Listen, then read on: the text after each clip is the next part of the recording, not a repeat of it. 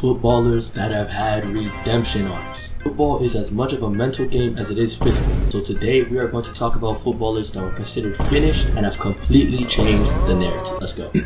First footballer is going to be none other than the GOAT of football, Antony. I think most of us, I would hope, know about Antony's time at United, but let's start when he was at Ajax. At Ajax, Antony was on fire. He was your typical Brazilian winger. The guy was flashy, but effective. And so when Man United bought this guy for £85 million, it was crazy, but a little calculated risk back then. But his debut at United was interesting. He scored a tiny bit in his first season. Some of them were bangers too, I can't lie. But his second season was criminal. He had a GA of 2 in 29 matches in the Prem. And his one goal, he celebrated like he won the World Cup with a Sonic plush for some reason. But low-key, I gotta cut him some slack. I mean, he was going through a lot with the false accusations and stuff at the time. But when Antony went on loan to Real Betis just last season, it's like we saw a whole new Antony. His stats aren't crazy, but he's passed the eye test, as some would say. He was scoring some devious goals, not gonna lie. Bro just looked way happier. I mean, there was even an interview of Antony talking about his time at United in tears, saying he didn't eat some days and he had no energy to play with his son. Who deserved this comeback more than him? He deserves it. But I honestly think he should leave United for good. Man United are never beating the allegations that they ruin players. Like, what is going on over there? But this next player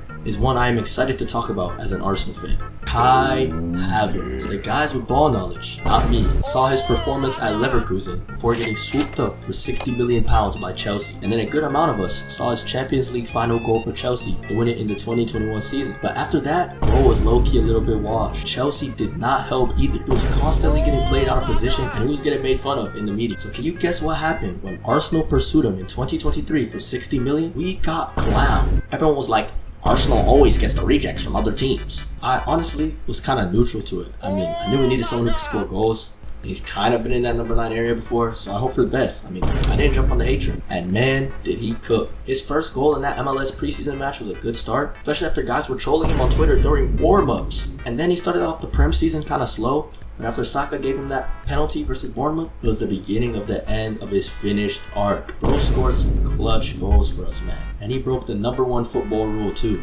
After scoring against Chelsea twice, his old club, he celebrated hard. I remember that match, man. 5-0. It sucks he got injured this season because you other clubs would have been in grave danger. Also, real quick, for those Arsenal fans that still hate on Havertz, look at the stats that this kind soul on the Gunners subreddit acquired. I mean, it is the Gunners subreddit, but chill. Let's get into our final player. Last but not least, Ousmane Dembele. This guy is currently getting Ballon d'Or shouts, even after what happened in the Club World Cup. And people are recognizing how much of a baller this guy is. But some years ago at Barca, people swore this guy was finished. And I wouldn't even blame them, to be honest. After winning the World Cup with France in 2018, his years at Barca were just filled with injuries. Like, look at this clip of his former teammates talking about him. On va lui mettre un bon petit truc lui.